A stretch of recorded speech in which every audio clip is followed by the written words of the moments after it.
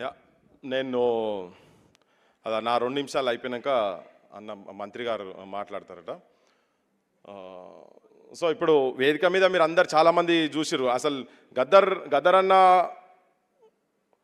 Programme ఒకటి conduct చేసుకుంటా who is Gaddar అని చెప్పనే ఒక కాంపిటీషన్ ఒకటి పెట్టి అందరిని వేదిక మీద పిలిస్తే చాలామంది వచ్చారు. ఇప్పుడు మన వేదిక మీద ఉన్నటువంటి వాళ్ళు కూడా మొత్తం వస్తే ఆ కాంపిటీషన్లల్లో గద్దర్ అన్నకి ఎక్కడో 7th or 8th ప్లేస్ వచ్చిందట. మిగతా అందరు ఇప్పుడు అంటే అంతమంది గద్దర్లు ఇప్పుడు తయారై ఉన్నారు బయట అని చెప్పేటందుకు వాళ్ళందరూ అంత అద్భుతంగా ప్రదర్శన చేసిండ్రు కదా. కాకపోతే వాళ్ళ అందరి లోపల ఒక ఎక్కడో బాధ ఉన్నది. చాలామందితో మాట్లాడుతూ ఉన్న క్రమంలో నేను అనుకున్నా ఈ ప్రభుత్వం వచ్చిన తర్వాత అంటే గద్దర్ అన్నకు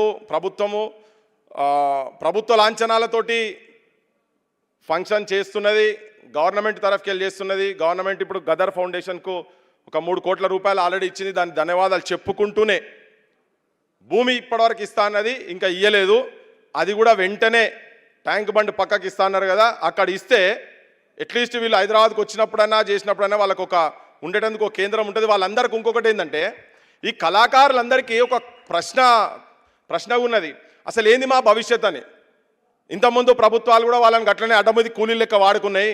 ఇది ప్రజాప్రభుత్వము, గద్దరన్న ఆశించినటువంటి ప్రజాప్రభుత్వము, ప్రజల చేతనటువంటి ప్రజాప్రభుత్వం కాబట్టి వీళ్ళు వచ్చిన తర్వాత మా నౌకర్లు పర్మనెంట్ అయితే ఏమో అని చెప్పని అనుకున్నారు. ఈ డోలు కొట్టేటోళ్ళు కావచ్చు, ప్యాడ్ కొట్టోళ్ళు కావచ్చు, డప్పు కొట్టోళ్ళు కావచ్చు, వాళ్ళందరూ అట్లా అనుకున్నారు, ఆశపడ్డారు అని మనస్ఫూర్తిగా తిరిగిండ్రు వీళ్ళంతా. వాళ్ళకు పర్మనెంట్ కాలే. కొత్త నౌకర్లు మొన్నేదో కౌన్సిల్లో ఎక్కడో మాట్లాడేటప్పుడు దాని గురించి ఇస్తామని చెప్పినాడు. కానీ అన్న నేను మీ ద్వారా ప్రభుత్వానికి నేను రిక్వెస్ట్ చేస్తున్నది ఏంటంటే గద్దరన్నను గౌరవించాలని, నిజంగా గౌరవిస్తున్నది ప్రభుత్వం అనుకుంటే అవార్డులు ఇట్లాగ ఇస్తున్నారు. కానీ వీళ్ళను ఈ కళాకారులను వీళ్ళను ఆదుకోవాల్సిన అవసరం ఉన్నది. ఊరికొక 2-3 ఉద్యోగాలు ప్రతి ఊర్లలో కళాకారులను, ప్రతి ఊర్లలో గద్దర్ రూపంగా ప్రతిరూపాలై ఉన్నటువంటి వాళ్ళందరికీ కూడా మీరు పర్మనెంట్ నౌకర్లు ఇవ్వాలని చెప్పి నేను మిమ్మల్ని మంత్రి గారిని కోరుతా ఉన్నా.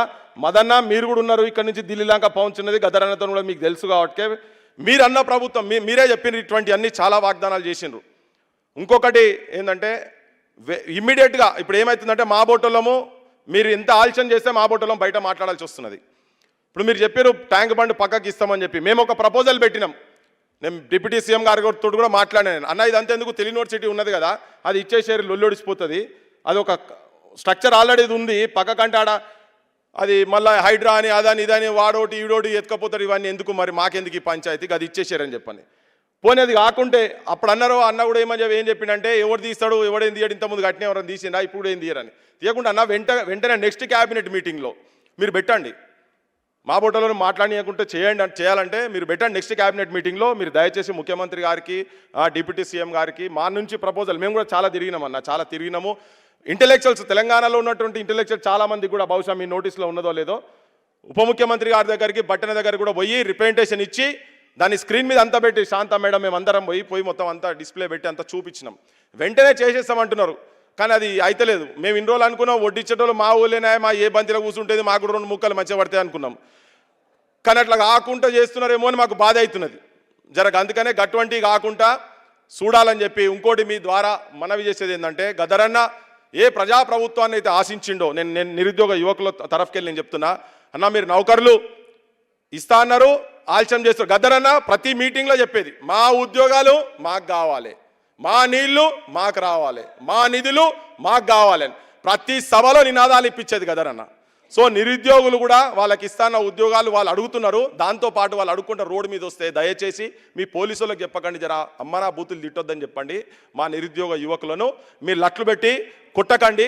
ఇది కారం పొడి నూనె వేసుకొని ఖాళీ కడుపులతోటి అశోక్ నగర్లల్లా, దిల్సుఖ్ నగర్లల్లా ఏ వాడలకు పోయినా ఎక్కడ పోయినా కానీ చెప్పాలి, ఒక్క నిమిషం, ఎక్కడ పోయినా కానీ వాళ్ళు నౌకర్ల గురించి వాళ్ళ భవిష్యత్తు గురించి ఆలోచించి కూడా చేస్తున్నారు.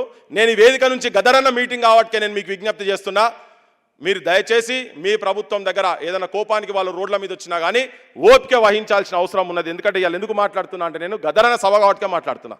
గద్దరన్న మా బోటలు అందరికీ చెప్పిండు, లేదు ఈ ప్రభుత్వాన్ని మనం తీసుకొస్తే మనకు మాట్లాడేందుకు ఉంటుంది.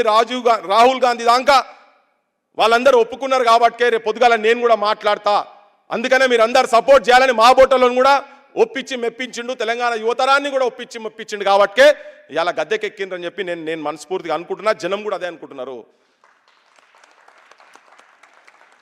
మాట్లాడుకుంటూ పోతే చాలా సమస్యలు ఉన్నాయి. కానీ నేను ఆశపడేది ఇప్పుడు ఇక్కడ ఈ రవీంద్ర భారతిలో ఇలా చేసినాం, వచ్చేసారికి గద్దరన్న పేరు మీద కట్టినటువంటి ఈ కల్చరల్ సెంటర్ ఏదైతే ఉన్నదో దాంట్లోనే చేయాలని మాకు ఆశ ఉన్నదన్న.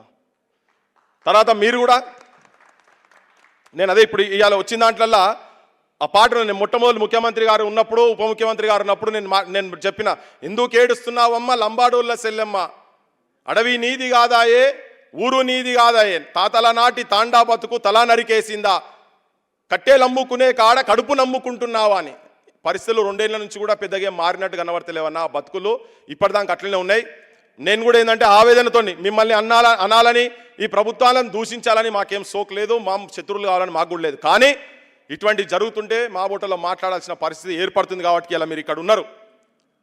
మీరు ఈ గద్దరన్న పేరు నిజంగా గద్దరన్నకు గౌరవం ఇవ్వాలనుకుంటే, గద్దరన్న ఏ ఆశయాలతో ఏ ఆలోచనలతో అయితే మీ ప్రభుత్వానికి తన తుపాకీ నుంచి ఓటు సైడ్ వచ్చి మీ ప్రభుత్వానికి అయితే సపోర్ట్ చేసిండో, ఆ ఆశయాలు నిజంగా నెరవేరాలంటే ఇదంతా మనం పూల దస్తాలతోటి ఇవన్నీ పెట్టి పెద్ద పెద్ద స్క్రీన్లతోని సవాల్ పెట్టితో పాటు అందరి ఇళ్లల్లో ఇట్నే పండుగ వాతావరణం ఇవ్వాలి. ఇక రవీంద్ర భారతిలో పండుగ వాతావరణం ఉంది కదా, అందరి జీవితాలలో కూడా కళాకారుల జీవితాలల్లో, అమరుల కుటుంబాల జీవితాలల్లో ఒక పండుగ వాతావరణం, తెలంగాణ మహిళల జీవితాలల్లో పండుగ వాతావరణం వచ్చినాడు ఈ ప్రభుత్వాలు నిజంగానే గద్దరన్నను గౌరవించినట్టు అవుతుందని చెప్పని మీ ముంగట జనం పక్షాన, ఇలా టీవీలు చూస్తున్న అందరి పక్షాన నేను మీకు విజ్ఞప్తి చేస్తున్నా. ఇప్పుడు మంత్రి గారు అడ్లూరు లక్ష్మణ్ గారు మాట్లాడవలసిందిగా కోరుతున్నా. Thank you.